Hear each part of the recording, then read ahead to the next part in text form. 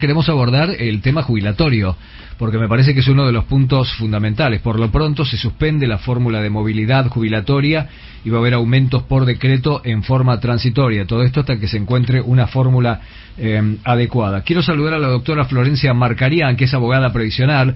Florencia, un saludo muy cordial. Muy buen día. Muy buenos días, un placer estar con ustedes. Lo mismo digo, doctora. ¿Cuáles son sus primeras consideraciones respecto del tema? Bueno, hay que tener en cuenta que es cierto que la fórmula de movilidad no acompañaba a los jubilados y prueba de ello es la existencia de los bonos que aparecieron en septiembre del 2022 como una cuestión que se daba por única vez y que rige hasta nuestros días, ¿no? Ya estamos en diciembre 2023 y esos bonos se siguen otorgando porque con la fórmula de movilidad, por supuesto que no se llega a ganar a la inflación, pero también quedan muy lejos los saberes mínimos. Vamos a ver, hasta que haya una nueva fórmula, se va a trabajar con este sistema de aumentos periódicos.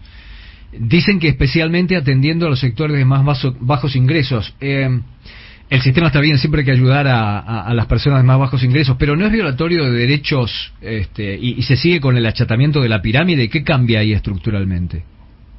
Sí, eso es así porque es cierto que con este sistema de bonos que se han ido otorgando a aquellos que tienen las jubilaciones mínimas, se ha achatado la pirámide y también hay que tener una cuestión muy presente, que el 20.87% rige para todos, ¿no? Para los jubilados, pensionados, los que cobran pensiones no contributivas, la PUAM y otras prestaciones.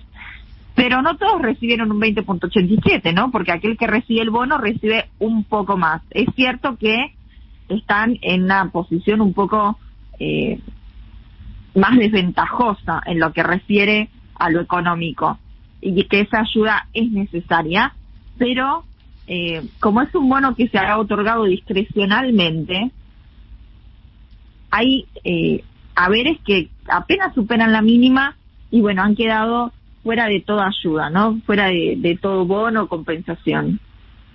Quiero sumar a mi compañero Fernando González también a la charla. Fer.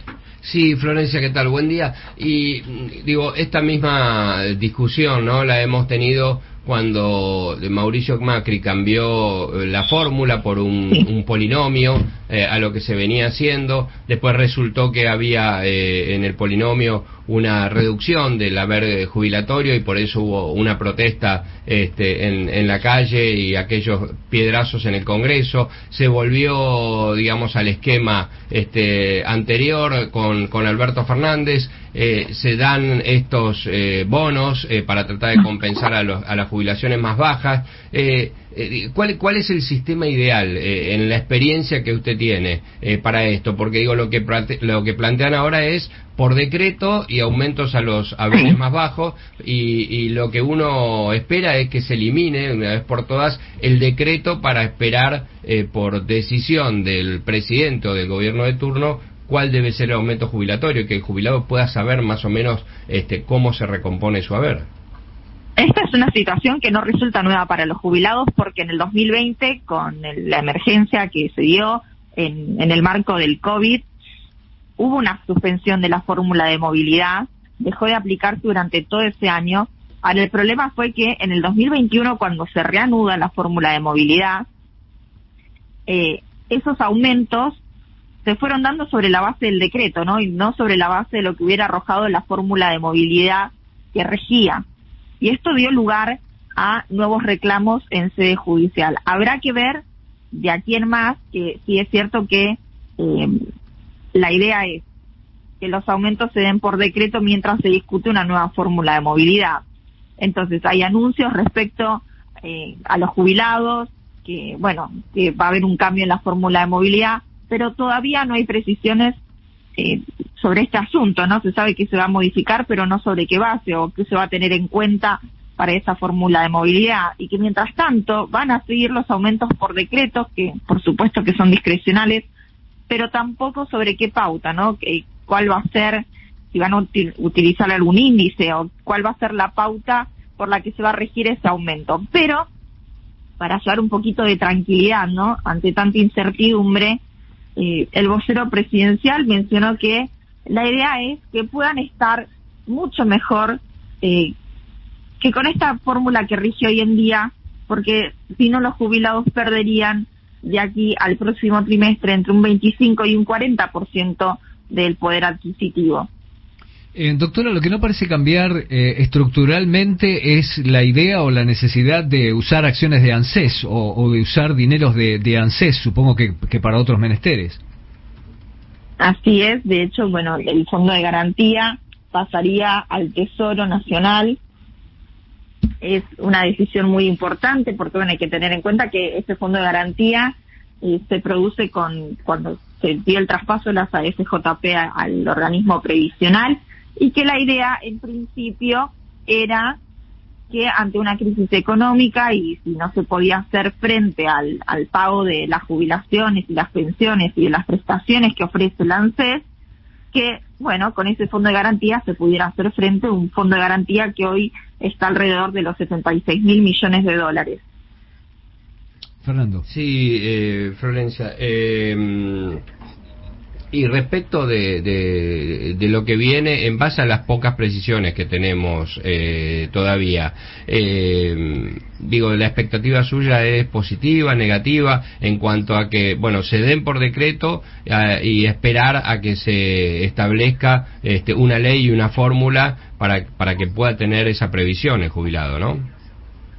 Hay que pensar siempre en algo positivo, porque es una realidad que los jubilados, los pensionados también, pero están bastante asustados con las nuevas medidas porque no saben si les va a alcanzar, o por ejemplo el tema del bono, qué es lo que va a pasar. De hecho, ayer conversaba con una persona que nos consultó, es de la región de la Patagonia, pero nos comentaba que había subido todo y que, no sabiendo qué iba a pasar con el bono, estaba muy complicada para poder afrontar los gastos, pero hablo de los gastos mínimos, ¿no? De poder llegar a fin de mes con un alquiler, porque hay muchos jubilados que hoy en día alquilan. Entonces, que tengan presente que seguramente va a haber una ayuda económica, más allá del nombre que se le dé, ¿no? Un bono, una compensación, por lo menos para seguir manteniendo el mismo nivel que tenían en diciembre, ¿no? Porque hablamos de un haber mínimo de 105.713 pesos, más el bono de los 55.000 que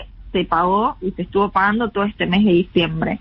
Y para enero y febrero, que todavía no está dicho de manera oficial el monto de ese bono o compensación o ayuda económica, bueno, la idea sería que por lo menos sigan cobrando esos 160.000 y de ahí en adelante vendrán a partir de marzo, estimo, los aumentos que seguramente se den por decreto.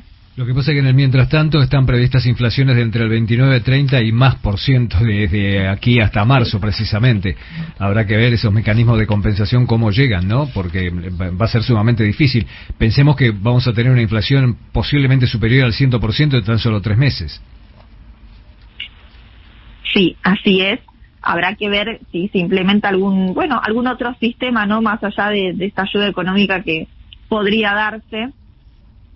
¿Qué otro mecanismo podrían utilizar o cómo van a poder compensar a nuestros jubilados y pensionados que tanto lo necesitan?